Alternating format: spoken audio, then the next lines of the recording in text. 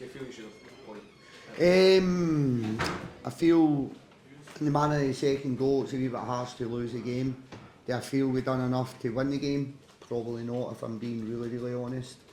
Thought we could be a wee bit braver in the second half in terms of possession, building the game.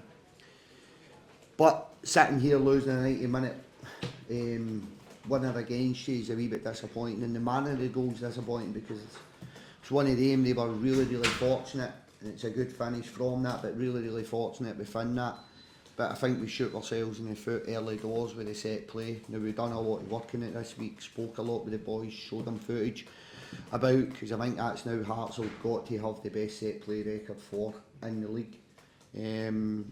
So we spoke about that, and just switching off, not doing my job. I think you get through that kind of wee period, I think the game takes a different turn. But that goal, 6,500 fans in your own stadium, which I'm alright with. But I think that then creates that energy, and probably we become a wee bit risk averse at that point, got a point to hold on to. But I thought we're defensive, like we could have just squeezed a wee bit more. But I think that first goal changes the dynamics of the game. They get a wee lift, fans get a wee lift, probably in a wee bit of adversity in our point. Derek was a wee bit. I'm just going to say, when you go behind though, you've got that chance right at the end, yeah. I don't think there's a lot in the game. I don't know who was it had the chance at our right hand post. Braga. Surprised it was actually him that missed it, because I think he's quite a good football player. He's a decent player. I thought it was Cammy Devon. I'm on Cammy, he'll hate me for that. No, but I thought bar that there was nothing in the game. We then create a big opportunity ourselves with it's kind of a great contact, great movement in the corner, great delivery. Got to hit target at that point. I think there was another one dropped to Robbie Muirhead in the box before. Probably got to do a wee bit better. But that's kind of the Premiership for you. That's the Premiership. I say to the players in there, I said last year we'd have walked away with a 3-0 victory, playing with a kind of that intensity, that application. You'd have walked away pretty comfortable. But you're now coming up against top end Premiership players, and I think that's where Hearts will be. I think they'll be there or thereabouts, definitely. So we never done enough to win the game ourselves, but feeling a wee bit sorry for ourselves in the manner how we lost the game.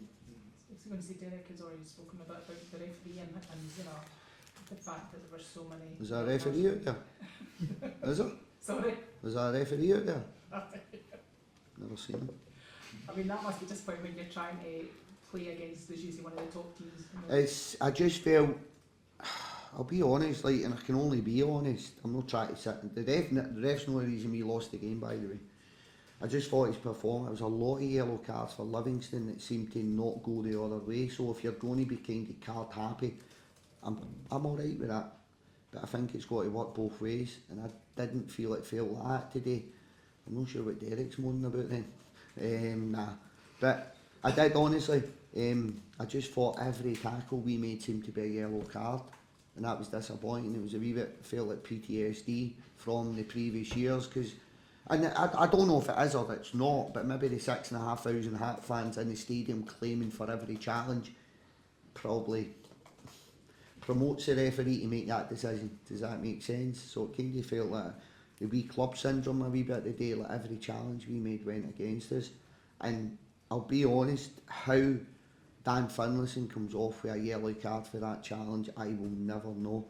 Now, I'm not saying it's a red card, but I think if there was a VAR check, that would be the only decision I feel could have been, because I thought Stewart caught Dan, but I don't think Stewart meant to catch Dan, and I think the two of their momentum carried each other into one another. I don't think there's any malice in the challenge for both players, but Stewart's elbow catches Dan clean in the face. Now I think it's a coming together, but how Dan can come out with a yellow card from that, I don't understand, and I'm not asking for Stewart to be sent off here.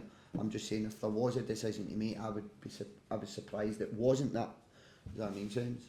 Is it tough, you know, with early doors in the season, you're saying if it as long as it was consistent across it, but smaller clubs that were in smaller squads, it adds up somewhere down the line, doesn't it? Well, it's going to catch us at the tail end.